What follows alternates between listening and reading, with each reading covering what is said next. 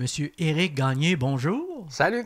Bienvenue à l'émission. Ah ben bienvenue, merci. À l'émission Amusons-nous jeunesse, justement pour les jeunes. Et puis, c'est le fun de voir. D'abord, comment ça va? Ah, ça va super bien, toi? Parfait, oui, très bien. Éric, tu as fait beaucoup de chemin dans le domaine de la musique, puis tu en fais encore. Et puis, on t'a connu beaucoup dans le comté de Portneuf. Alors, probablement que ça pourrait aider à encourager les jeunes à faire de la musique. Mais c'est venu comment, ça, le jeune Éric? Comment est-ce qu'il a appris, là? Ben du côté de ma mère, beaucoup de musiciens. Fait que j'ai baigné Ouais. dès la jeunesse, les parties de Noël, toutes ces choses-là dans la musique. Je suis quelqu'un qui est... Le beat, le rythme, c'est quelque chose qui me fascine, qui me frappe beaucoup. Je pense que vous l'avez remarqué un peu là, dans mon jeu, la cadence et ces choses-là. Oui. Fait que c'est quelque chose qui m'a frappé dès la jeunesse. Puis au secondaire, bien évidemment, la musique. Fait que j'étais, comme on dit en jargon, un tapeux de chaudron. J'ai commencé drummer, évidemment, avec le rythme. Fait que les shows de fin d'année, les spectacles de fin d'année, ces choses-là. Mais quand j'ai pris mon premier appartement, le drum en appartement, c'est pas bienvenu. Et ma mère, à l'époque, avait un ami qui jouait de l'accordéon. Puis c'était un instrument qui me fascinait. Euh, Par la technicalité puis par la sonorisation de ça aussi. Fait que je me suis acheté un petit accordéon là, pas cher, puis j'ai commencé avec lui, là, dans le fond, Lorenzo Doucette. J'ai commencé avec lui là, à apprendre quelques tunes, puis on va dire j'ai pogné ça tout de suite. Là. J'ai eu la piqûre, comme on dit. Là. Fait que ça a commencé comme ça. Là. Donc, à l'école, vous aviez déjà des activités musicales. Vous aviez déjà des... Est-ce que les professeurs vous encourageaient là-dessus? Oui, oui, beaucoup. Ben, au secondaire, en fait, primaire, on a déjà l'initiation là, à la musique, aux instruments, ces choses-là. Puis au secondaire, ben, on a vraiment des classes musique. Puis moi, j'ai toujours baigné dans la musique. Fait que c'était mes classes préférées, ça, puis l'éducation physique, évidemment, moins le français, mais ça, c'est un autre sujet. Fait que, ouais, fait que c'était, ouais, musique. Et puis oui, les professeurs nous encourageaient, puis ils veulent pas, les professeurs, ils savaient aussi déterminer ceux qui avaient un intérêt ou pas. Fait que, ils mettaient du temps aussi sur ceux qu'il y avait du vouloir, si on veut, là. Toi, Éric, tu es de quelle région? Moi, je suis venu au monde à Saint-Léonard d'Aston, qui est mi-chemin entre Trois-Rivières et Drummondville, si on veut. Je suis venu au monde là, j'ai habité là une vingtaine d'années. Après ça, 15-16 ans à Drummondville. Puis là, je demeure présentement à Saint-Angèle-de-Laval, tout près de Trois-Rivières. Oui. Et tu as ta mère qui joue du piano, c'est Ouais, ça? ouais. Ma mère, Donc, elle joue du piano. oui. Jouait aussi parce que veut pas, l'âge avance. Fait que ça fait partie de la game. Mais oui, mais c'était des chanteurs, eux. Ils faisaient une mini-chorale à eux, là. Les frères et sœurs, ils étaient deux gars, deux filles, puis ils faisaient les quatre voix, là. Fait que c'était vraiment beau, là. Donc, toi, tu étais influencé de ça, probablement. Oui, oui, Tu as été énormément. encouragé beaucoup à faire de la musique et Oui, tout ça. Donc là, tu avais des... bon, tu étais au drum, tu ouais, jouais du exact. drum. Aviez-vous un band avec des amis? Non, pas OK. dans ma jeunesse. Dans ma jeunesse, j'étais un grand sportif. J'aimais beaucoup le sport. Puis, on va dire, dans les loisirs du sport, je faisais de la musique. J'ai même eu mon propre drum, là. Fait que je mettais mes écouteurs, j'écoutais des CD, puis je drummais par-dessus. Puis j'écoutais pas mal, on va dire, La Bottine Souriante aussi, qui a été un groupe très influencé, qui a influencé beaucoup le trad là, au Québec, là. Fait Oui. que j'écoutais beaucoup ça. J'aimais la cadence du répertoire traditionnel. Et étant donné que je suis un drummer, Et je suis pas voilà. très rock, je suis pas très. Mais j'aimais beaucoup la cadence du beat traditionnel. Est-ce que c'est le désir de mettre le party? Est-ce que c'est le désir de mettre la joie, le fun, le bonheur? Ah oui, 100%. C'est une musique qui est très rassembleuse, qui est très Mhm. conviviale, qui est très de party. Puis ceux qui me connaissent savent que je suis quelqu'un qui aime avoir du fun puis qui est très clown, on va dire. Là. Fait que oui, c'est sûr que ça fitait avec ma personnalité. Là. Vos copains qui étaient peut-être plus tournés vers d'autres genres de musique, qu'est-ce qu'ils disaient de ça? Est-ce qu'ils trouvaient ça le Ils fun? trouvaient ça... Il y en avait qui trouvaient ça... comment est-ce qu'on dirait bien ça? Donc, ben, il y en avait qui riaient, tout simplement. Il y en avait qui trouvaient ça une risée. Mais il y en a beaucoup, beaucoup qui trouvaient ça fascinant. Je trouvais ça spécial qu'ils trouvent ça fascinant que je joue, que je commence de l'accordéon, c'est quétaine le mot que je cherchais tantôt. Là. Il y en a quelques-uns qui trouvaient ça quétaine, mais la plupart trouvaient ça hyper fascinant. Parce que c'est, on va dire, inhabituel un peu, là. Puis ça l'embarquait, pour vrai. C'est, comme on dit, c'est rassembleur comme musique. Fait que le monde embarquait, pour vrai. Bon, ben c'est bien. Puis Ouais. ensuite, on se demande des fois, on se dit, qu'est-ce qui a fait justement, ben tu nous parlais un petit peu tout à l'heure, l'accordéon. Ouais. Pourquoi plus vers l'accordéon, là? Parce que là, c'est plus d'accompagnement. Là, t'es quasiment Ouais, mais ça rejoignait l'aspect cadence que je dis tantôt, l'aspect rythme. J'aimais beaucoup cet entrain-là que ça avait. Puis comme je dis, ma mère côtoyait Lorenzo qui, lui, jouait de l'accordéon. Puis à Drummondville, il y a l'association des accordéonistes de la région de Drummondville qui existe là, depuis 25 ans. Puis ma mère était accompagnatrice au piano de cette association-là. Puis Lorenzo y allait. Fait qu'ils m'ont invité un soir à aller faire un tour. Puis de là, j'ai connu Gino Lavoie, qui est le professeur là-bas. Puis j'ai connu plein de monde aussi. J'ai connu Robert Pinard, en fait, qui est un grand violonneux qui malheureusement est décédé l'année passée, cette année. Qui est devenu mon mentor de musical, autant lui que puis Robert Boutette. Ça m'a mené à Robert Boutette aussi, qui est fabricant d'accordéon. Parce que là, veux pas, quand tu commences de quoi, moi je suis un peu perfectionniste, fait que je voulais un bon outil, un bon équipement. Oui, j'ai commencé avec un accordéon plus de base, mais je me suis vite rendu compte que là, j'aimais beaucoup ça. Fait que là, on veut s'équiper, fait que Robert Boutette est rentré dans ma vie, qui est devenu un ami extraordinaire. Là. Oui. Bon, justement, on en vient à ça, Éric. Les mentors, les idoles, est-ce que tu avais dans ce domaine-là, bon, les gens que tu nous as nommés, oui. T'avais-tu des idoles aussi, des personnes pour qui là, c'était plus... J'aimais beaucoup. Je suis pas quelqu'un qui va se diriger vraiment vers un style en particulier. J'ai mon style à moi, puis évidemment, c'est la meilleure chose à faire, c'est de développer son style. Mais je me laissais influencer par beaucoup de gens. Régent Simard, qui est un très bon accordéoniste. J'aime sa cadence, j'aime ses compositions aussi. Monsieur Régent Lisotte.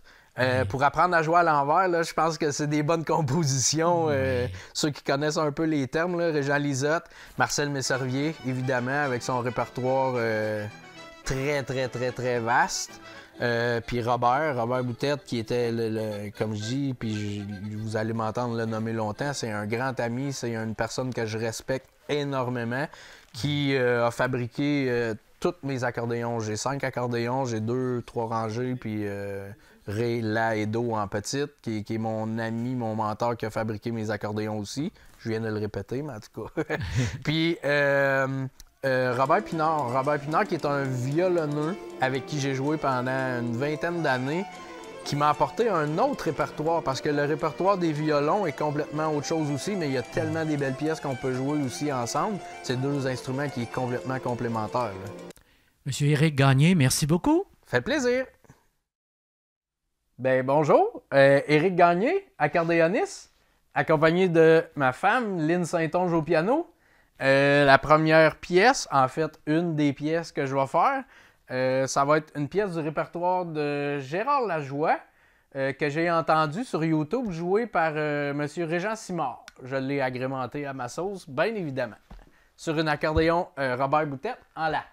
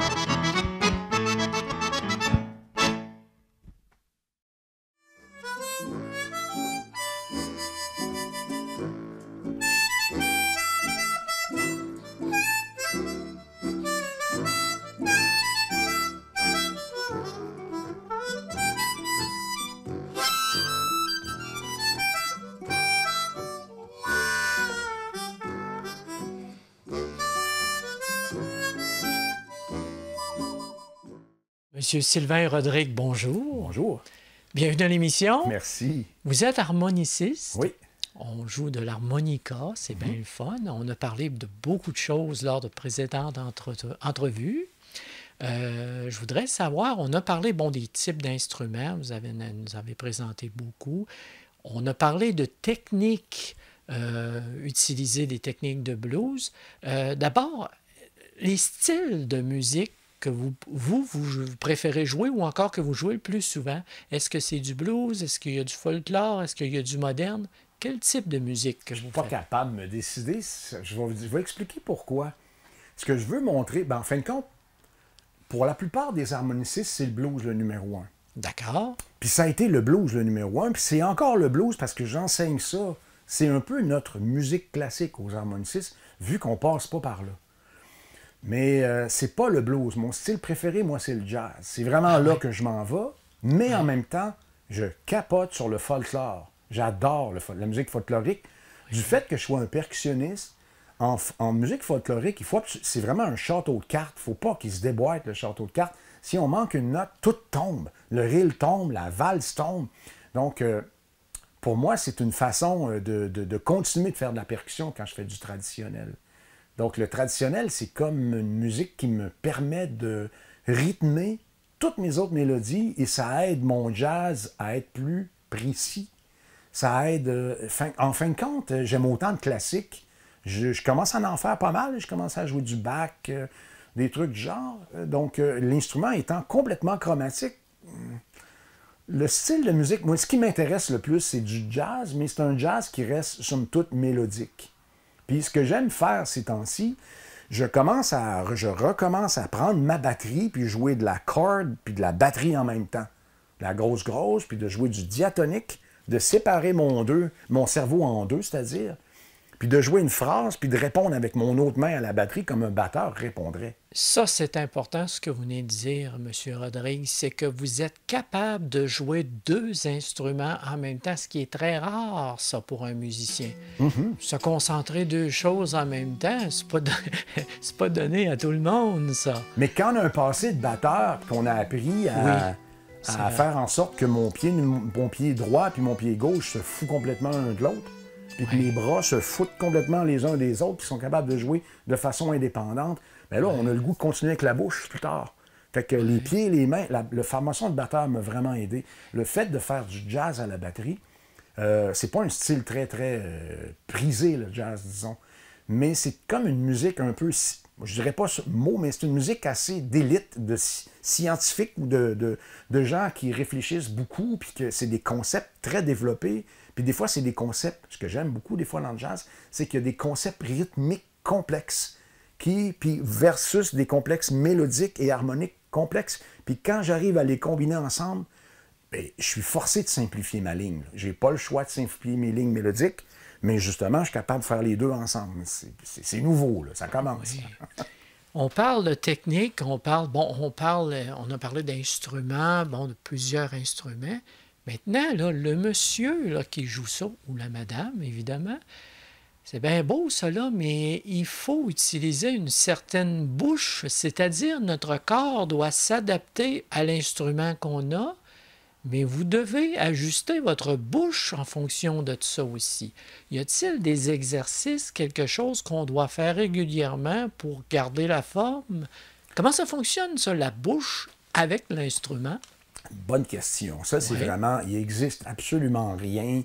Je les crée, les exercices, ça n'existe pas. Il faut les créer parce que c'est un instrument... Tu sais, quand on y pense, il n'a jamais mis les pieds dans une école, à part quand je l'enseignais au cégep de Drummond dans les années 2000, début des années 2000. Il n'y a pas rien qui s'est fait vraiment dans les conservatoires. Il n'y a rien. L'instrument est absent.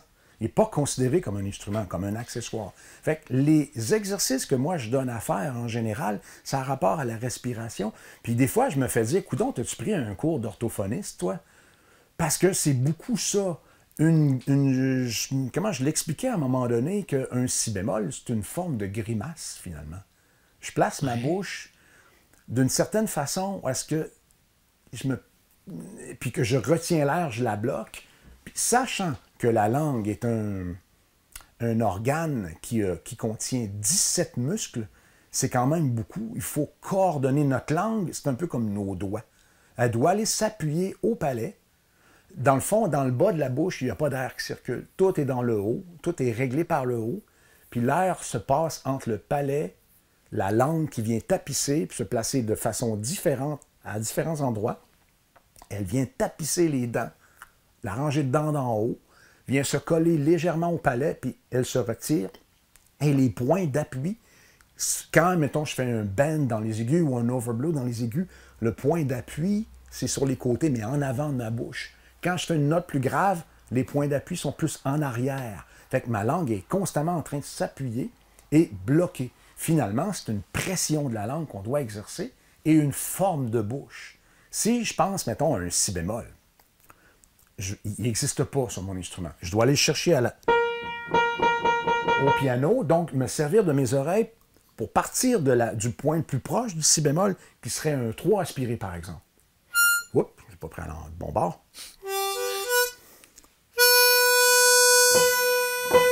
Là, j'ai un si normal, parce que j'ai un harmonica en do.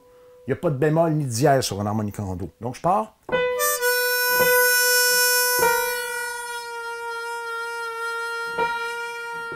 Je vais l'ajuster à l'oreille, avec la bouche, me servant de mon oreille. Je peux ici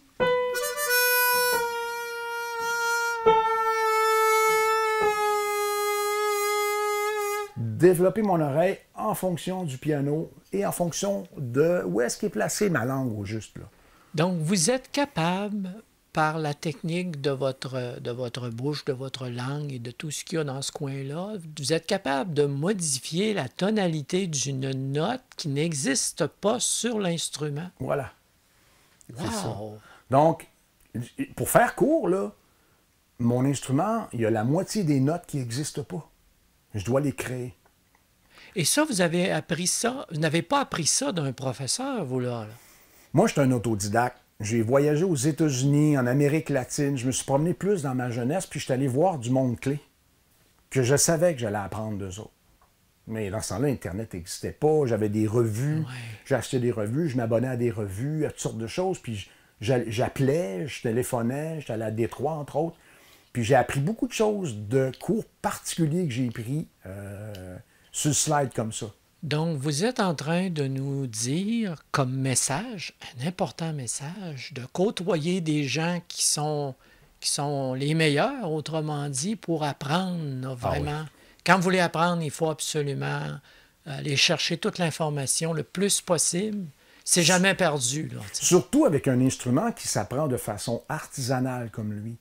Ouais. Les autres instruments, ils touchent un bouton, ils lancent si bémol. Nous, il faut qu'on le crée. Un peu comme le violon et les instruments à cordes. Oui, les notes n'existent pas. Il faut qu'on place au bon endroit, avec la bonne cambrure de main, le bon coup d'archet pour arriver à un bon son. Tu sais, c'est en harmonica. Je dirais que c'est un petit peu plus complexe parce que la note n'existe pas, on ne la voit pas. C'est ça qui est difficile. On doit se fier à nos oreilles.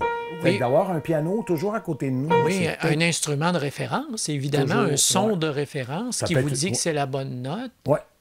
Ouais. Vous avez travaillé beaucoup, monsieur, pour maîtriser ça, hein? Oui. Beaucoup de travail. Donc, ça veut dire énormément de patience. Oui. Ça, c'est un message qu'on peut donner à nos jeunes amis. La patience, la passion. La passion, la patience, aimer ça et la pratique. Puis, on a une récompense. Oui. La récompense, c'est qu'on peut le trimballer partout. Oui, ça, c'est vrai. Ça rentre dans une poche. Ouais. On l'apporte. On décide de ne pas en jouer parce qu'on est trop gêné. Pas de problème. On décide d'en jouer parce qu'on a la paix. Souvent, on va se recueillir seul, puis on va faire notre petite affaire tout seul. Ouais. Puis on va s'isoler pour le faire, mais on peut le trimballer partout. Monsieur Sylvain Rodrigue, merci beaucoup. Avec plaisir.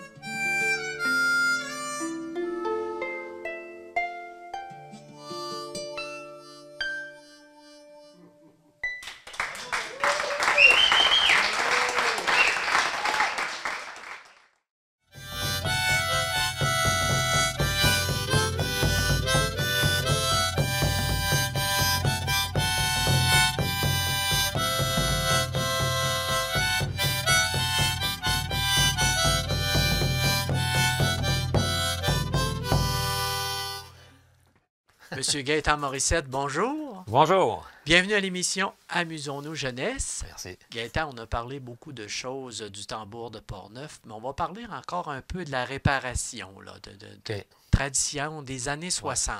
Là. On en est rendu là. Ouais, ben, c'est ce que je voulais dire, là. Tantôt, on en parlait. Off de record, c'est que nous, dans Portneuf, notre tradition, on a conservé une façon de fabriquer les tambours comme ils se sont fait beaucoup en Irlande depuis des temps immémoriaux, là, aller jusque dans les années 1960. En Irlande, il y a eu un phénomène de renouveau culturel dans les années 60, dans leur musique. Les groupes sont devenus plus grands, ils se sont mis à faire plus des concerts. Avant, c'était plus dans les maisons ou des danses. Puis le tambour, ils ont inventé un nouveau système d'accordage.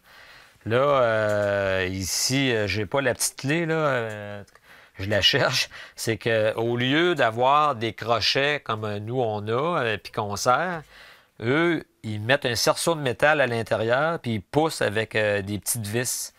Fait que ça fait un autre système d'accordage. Puis les tambours sont devenus plus larges aussi pour donner plus de son en Irlande. Puis ils utilisent des peaux synthétiques. Comme ça, c'est une peau de la marque Remo. Remo, c'est les batteries et les drums. Fait que, comme on voit, le son est plus moelleux, plus soft, là. Voyez-vous? Puis les Irlandais, puis plusieurs Québécois aussi, maintenant qui en jouent, vont pousser sur le tambour, la peau. J'ai un ami qui s'appelle Claude Mimo, qui habite à Saint-Basile-de-Portneuf, lui. Puis j'ai aussi un ami qui s'appelle Claude Huot ou Mario Saint-Germain, qui habite à Donnacana. Claude, mon ami Claude, il habite à Portneuf. Eux, ils vont plutôt employer un bâton simple. Voyez-vous? Puis ils vont moduler le son. Ils vont plus jouer en solo. T'sais. De quelle manière qu'ils vont moduler le son? Est-ce qu'ils placent la main Ils poussent. C'est en poussant sur la peau. par l'intérieur? Par l'intérieur, de OK. même.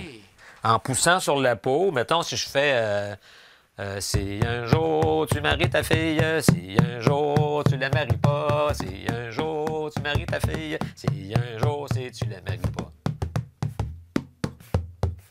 Fait que ça, c'est une autre façon de jouer. En poussant, ça veut dire que là, on tire sur la Oui, peau. on étend la peau, donc la note ou le ton monte. Tu sais. Ouais. Fait que ça, c'est une autre façon. Fait Est-ce que, M. Morissette, est-ce qu'en plaçant la main de différentes positions dans le tambour, ça peut changer oui, le son? aussi. OK, donc on aussi. peut varier... Oui, si on écoute, là... Si je vous mets la main de même, regardez, Ouais. je mets la main en haut, en poussant fort, je pousse pas fort. Voyez-vous, le son change. Fait que ça, c'est une autre façon de jouer, tu sais. Donc, ça veut dire pour le joueur, il peut à ce moment-là lui-même se fabriquer une technique Oui, d'accompagnement. oui. C'est que la tradition de base en Portneuf, c'était d'accompagner le joueur de violon. Si on prend un vrai tambour à maillotche, si on veut l'expliquer, là, puis de faire comme les pieds de la podorythmie. Si un jour tu maries ta fille, si un jour tu la maries pas, si un jour tu maries ta fille, le son est plus linéaire, plus égal.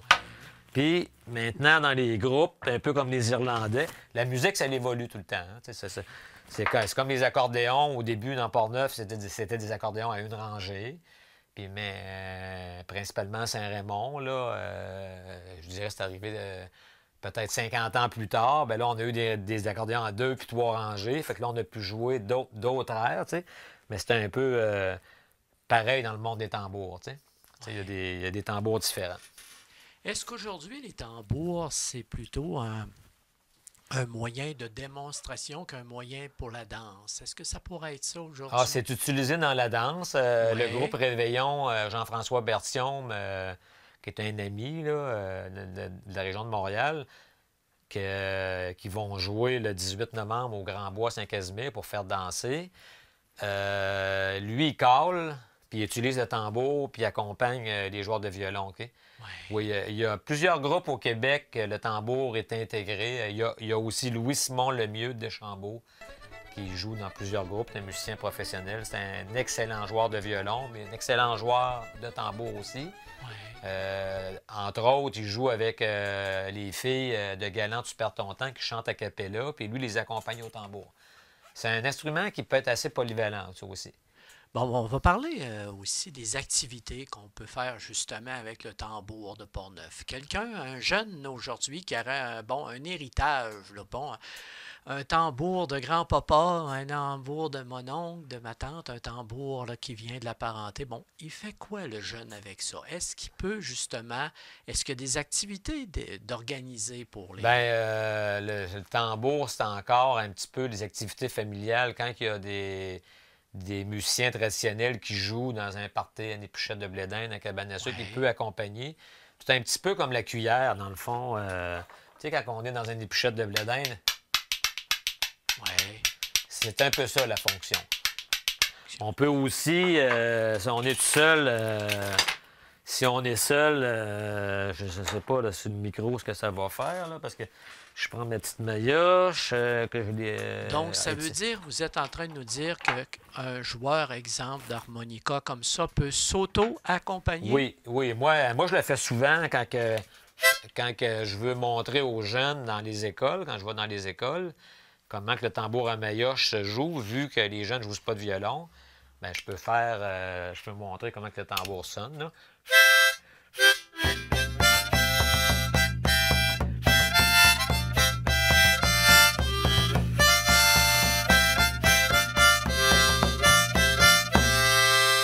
Voyez-vous, ça l'accompagne, c'est un instrument d'accompagnement.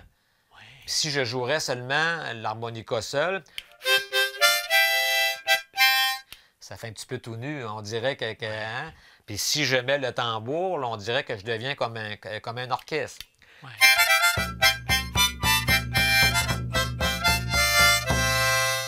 Donc, le tout est dans la pratique. Autrement dit, si plus que vous allez pratiquer, plus que vous allez devenir...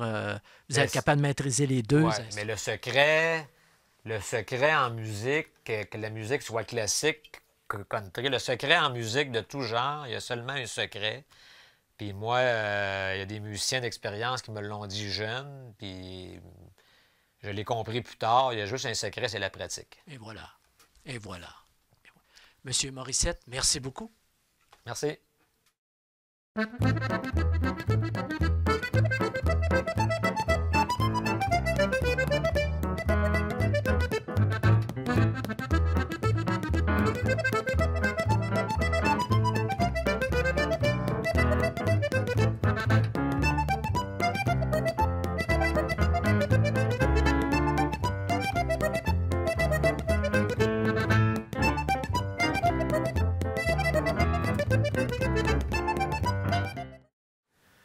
Monsieur Gaston Nollet de Trois-Rivières, bonjour. Bonjour Tony, bonjour les auditeurs. Bienvenue à l'émission. Ah, ça me fait grand plaisir. Oui, on parle évidemment de jeunes qui veulent s'amuser avec les instruments de musique et avec la musique en particulier le folklore. Maintenant, on va parler. On a parlé précédemment de vos débuts, on a parlé de qu'est-ce que c'est qu'il faut, tout ça. Mais justement, le style et les sortes de pièces à écouter et qu'est-ce qu'on devrait essayer au départ. Bon, là, j'ai eu un monon qui m'a donné un accordéon et là, j'ai ça dans les mains.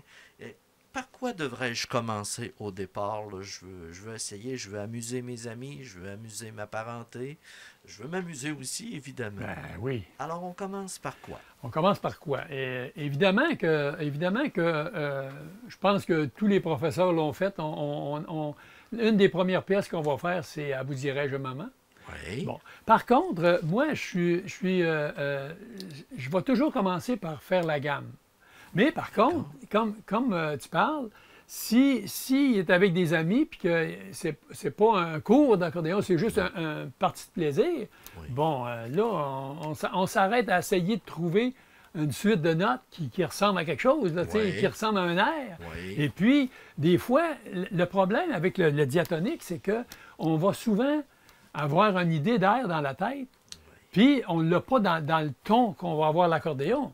Si ce n'est pas le cas, bien là, on essaie de trouver selon l'air, selon notre oreille, l'air qu'on a. Donc, ça, c'est difficile. Là. Ouais, Ça devient difficile. C'est une traduction qu'il faut faire. C'est une traduction qu'il faut faire. Voilà. Là, le truc pour trouver, un truc infaillible pour trouver en quelle tonalité est une pièce de musique. Mettons, si je dis « Ah », j'ai fait un Ré. Bon, ça veut dire que si je veux jouer en Ré, là, j'ai un accordéon en sol do fa, ça va aller mal. Oui. Donc, ça veut dire que pour trouver la pièce que je voudrais jouer ou chanter, mettons au clair de la lune, OK? Oui. Je parle au clair de la lune. Là, si je veux jouer au clair de la lune, le truc pour trouver la tonalité d'une pièce, c'est la dernière note de la dernière phrase de la pièce. Ça, c'est presque infaillible. Donc, la pièce, lorsqu'elle se termine par la tonalité. C'est ça. De base. Et elle ne commence pas toujours par la tonalité. Donc, c'est pour ça qu'on va aller vers la dernière plutôt que vers la première. Parce que la dernière, elle va toujours finir sur le ton à un millième d'exception près. Là. Ça dépend du guitariste, souvent. Non, mais c'est en général, c'est la pièce qui décide, c'est pas le Oui. guitariste. Non, je sais Je crois bien. que c'est la musique qui Je sais décide. bien. C'est parce que j'ai de la nostalgie pour notre ami François Lard. Ah, François. François rajoutait toujours quelque chose. Oui. Une Oui, oui. signature. Oui, mais Fait- ça, c'est. Oui. Oui, ça, c'est. On peut faire plein de fionnage à la Ben fin oui. d'une pièce, mais la dernière note, si je parle d'au clair de lune. Vois-tu, regarde, j'ai pas commencé sa bonne note, donc ça peut pas marcher. Si je suis en Do,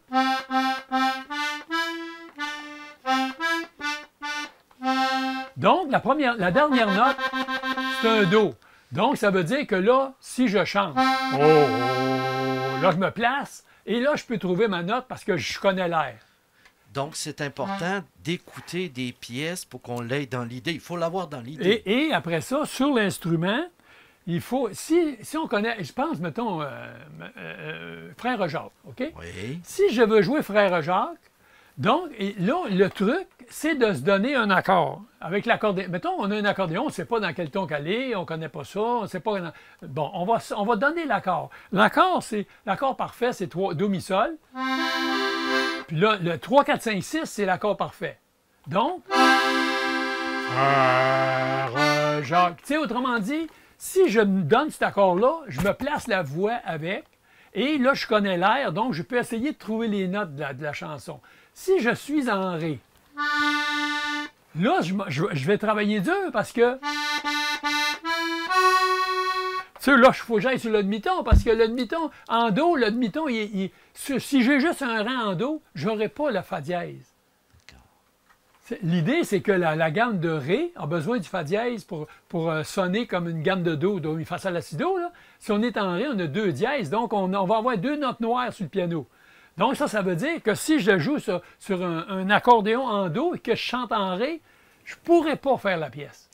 Donc, il faut quasiment chanter avec la tonalité qu'on a, avec Oui. l'accordéon qu'on a. Si on a un rang, on n'a pas le choix. On n'a Parce pas le que sinon, je dis pas, on joue plein de morceaux à l'envers, hein, ça c'est évident. Là. Oui. Par contre, la logique veut que si je suis en Do, bien, je vais essayer de jouer en Do. Oui. Parce que c'est la plus facile. Donc, vous êtes en train de nous dire, M. Gaston, pour les gens qui ne connaissent pas ça, qu'un accordéon, ce n'est pas un instrument universel comme une guitare ou un violon. Absolument. Ça, Une c'est guitare- tellement vrai. Ça, c'est important, là, parce que là, moi, si je ne connais pas ça, je vais penser que je peux faire tout ce que je veux avec l'accordéon. Oh, ça, c'est vraiment difficile Bon. à... C'est Voilà. impensable, impensable. Et voilà. Fait que ça veut dire qu'une guitare, on a tous les accords, on a tout ce qu'il faut. Un violon, on a tous Un les violon accords. aussi. Mais un accordéon, ça a quand même une limite de tonalité. Bon, oui. Celui que vous avez dans les mains, c'est un... Sol, Do, Fa. Oui. Et si on parle de façon de voir ça, la gamme, là, je suis en Do. Si j'ai un accordéon en Do, donc je fais Do, Ré, Mi, Fa, Sol, La, Si, Do, c'est toutes les blanches du piano. Je n'ai pas besoin de toucher les notes noires. Qui sont les notes noires sera quasiment des demi-notes. Ce sont des demi-temps. Des demi. Des ok. demi-notes, demi-temps, mais je Ouais. pense que c'est plus des demi-temps. Parce Ouais. que la musique, c'est tout fait en demi-temps. Le piano est fait Le piano est fait tout en demi-temps. Donc, ici, il n'y a pas de noir entre les deux. Mais par contre, c'est un demi-temps pareil qu'il y a entre les deux. Le même demi-temps qu'il y a entre ces deux-là, la même valeur de temps. Donc, si je joue sur un accordéon en Do, j'ai seulement des blanches. Donc, ça veut dire que si j'ai une pièce qui a des notes noires dedans, difficile. Je vais être limité. Oh, très limité. Très limité. Donc au départ, il faut essayer de penser des pièces qui sont juste mettons, qu'il n'y a pas de dièse dedans ou de bémol. Est-ce que ça veut dire à ce moment-là que si je veux pas trop me donner une misère au départ, qu'il serait préférable d'avoir un accordéon en Do? Bien, ça dépend, parce que Oui. si on a juste un accordéon, tantôt, dans une autre émission, j'avais un accordéon en Ré. Oui. Bon, là, si j'ai juste seulement un accordéon en Ré, qui est la plupart des gens qui ont un accordéon, c'est en Ré. Oui. Bon, mais c'est le même principe, sauf que c'est l'accord de Ré. Mais dans notre tête, on peut penser Do, Ré, Mi, Fa, Sol, La, Si, Do, pareil, là. Oui. C'est la même mécanique. C'est la même mécanique. Mais le son sera pas pareil. Non, puis regarde, je donne l'exemple. Si je prends un mélodéon en Ré, OK, et que là, je veux faire la même chose que tantôt, frère Jacques, je vais sonner mon Ré. Qui est les mêmes notes que vous avez faites à l'heure. Là. Je Oui. veux dire, mécaniquement, Mécaniquement, c'est les mêmes c'est doigtés, les mêmes boutons, si on peut les dire. mêmes boutons, Oui. mais par contre, ça donne un accord de Ré parce que l'instrument est en Ré. Donc, frère Jacques, et ça va donner le même son dans notre oreille Oui. avec un ton différent. Oui. La même mécanique parce que la gamme, OK, Do, Ré, Mi, Fa, Sol, La, Si, Do, bien, ça, on peut l'expliquer facilement. Do, un ton pour le Ré, un ton pour le Mi, un demi-ton pour le Fa, un ton, parce qu'on a toujours une noire ici, un ton et un demi-ton. Donc, on a 2 tons, un demi-ton, 3 tons, un demi-ton. C'est une gamme majeure. C'est une gamme ordinaire. Donc, C'est-tu compréhensible? vous êtes en train de me dire, M. Gaston, qu'il y a une mécanique mathématique quand même. Mathématiques, c'est absolument... Oh, que c'est un beau mot. J'adore le terme Oui. parce que la musique, c'est complètement mathématique. On compte tout le temps en blanche, en noir, en ronde, en croche, en double croche. Même les silences, c'est des temps pareils. Donc, oui, c'est absolument mathématique. Et le fonctionnement mécanique de la musique, c'est des tons et des demi-tons.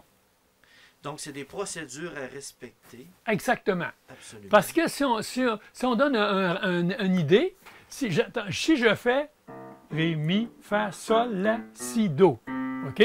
Là, ça donne ce qu'on entend toujours. Da-da-da-da-da-da-da. Bon, si je la fais en Ré, là, je vais faire le même principe, mais avec la gamme de Ré. Ça veut dire que là, il va falloir que je passe.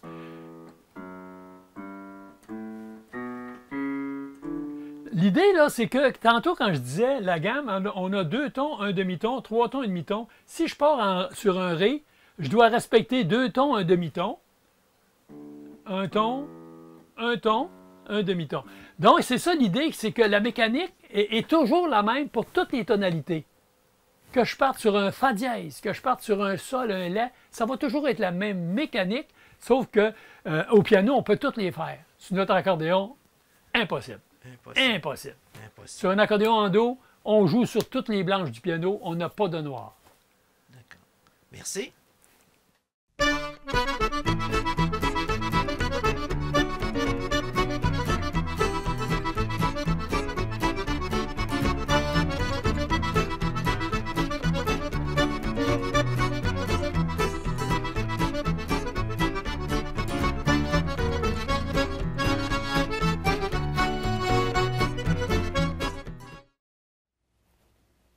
Bonjour, Hugo Genois, accordéoniste depuis 1 an et demi. Moi et mon ami Gaétan Lefebvre vont vous présenter le panier à rosette.